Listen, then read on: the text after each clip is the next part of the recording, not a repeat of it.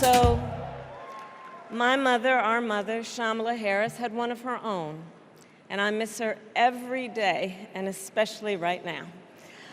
And I know she's looking down smiling. I know that. So my mother was 19 when she crossed the world alone, traveling from India to California with an unshakable dream to be the scientist who would cure breast cancer. When she finished school, she was supposed to return home to a traditional arranged marriage. But as fate would have it, she met my father, Donald Harris, a student from Jamaica. They fell in love and got married, and that act of self-determination made my sister Maya and me. Growing up, we moved a lot.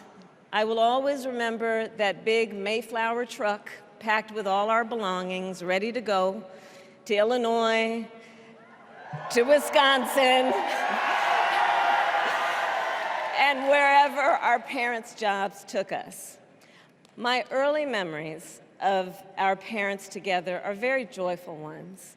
A home filled with laughter and music, Aretha, Coltrane, and Miles. At the park, my mother would say, "Stay close." But my father would say, as he smiled, "Run, Kamala, run. Don't be afraid. Don't let anything stop you."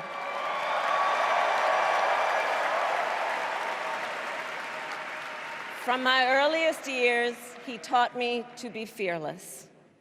But the harmony between my parents did not last. When I was in elementary school, they split up. And it was mostly my mother who raised us. Before she could finally afford to buy a home, she rented a small apartment in the East Bay. In the Bay, you either live in the hills or the flatlands. We lived in the flats. A beautiful working-class neighborhood of firefighters, nurses, and construction workers, all who tended their lawns with pride. My mother, she worked long hours, and like many working parents, she leaned on a trusted circle to help raise us. Mrs. Shelton, who ran the daycare below us and became a second mother. Uncle Sherman, Aunt Mary, Uncle Freddie, Auntie Chris. None of them family by blood, and all of them family by love.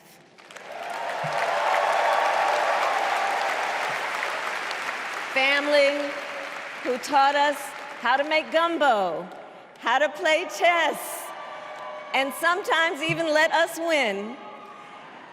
Family who loved us, believed in us, and told us we could be anything and do anything. They instilled in us the values they personified: community, faith, and the importance of treating others as you would want to be treated, with kindness, respect, and compassion. My mother was a brilliant, 5-foot-tall, brown woman with an accent. And as the eldest child, I saw how the world would sometimes treat her. But my mother never lost her cool. She was tough, courageous, a trailblazer in the fight for women's health, and she taught Maya and me a lesson that Michelle mentioned the other night. She taught us to never complain about injustice, but do something about it. Do something about it. That was my mother. And she taught us, and she also taught us, and never do anything half-assed. And that is a direct quote A direct quote. I grew up immersed in the ideals of the civil rights movement. My parents had met at a civil rights gathering, and they made sure that we learned about civil rights leaders, including the lawyers like Thurgood Marshall and Constance Baker Motley, those who battled in the courtroom to make real the promise of America. So at a young age, I decided I wanted to do that work. I wanted to be a lawyer. And when it came time to choose the type of law I would pursue, I went in my life. You see, when I was in high school, I started to notice something about my best friend, Wanda. She was sad at school, and there were times she didn't want to go home. So one day I asked if everything was all right, and she confided in me that she was being sexually abused by her stepfather. And I immediately told her she had to come stay with us, and she did.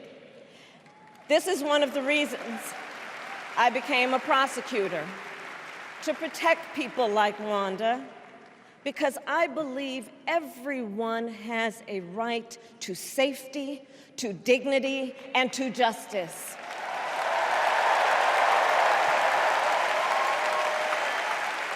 As a prosecutor, when I had a case, I charged it not in the name of the victim, but in the name of the people. For a simple reason. In our system of justice, a harm against any one of us is a harm against all of us.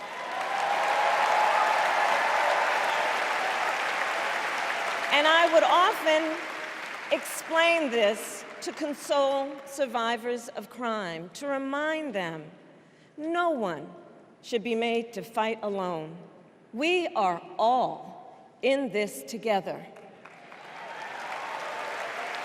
And every day in the courtroom, I stood proudly before a judge and I said 5 words: Kamala Harris for the people.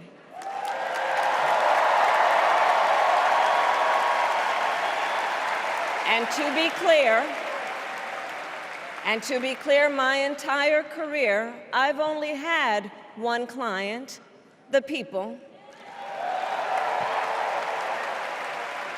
And so, on behalf of the people, on behalf of every American, regardless of party, race, gender, or the language your grandmother speaks, on behalf of my mother and everyone who has ever set out on their own unlikely journey, on behalf of Americans like the people I grew up with, people who work hard, chase their dreams, and look out for one another, on behalf of everyone whose story could only be written in the greatest nation on earth, I accept your nomination to be president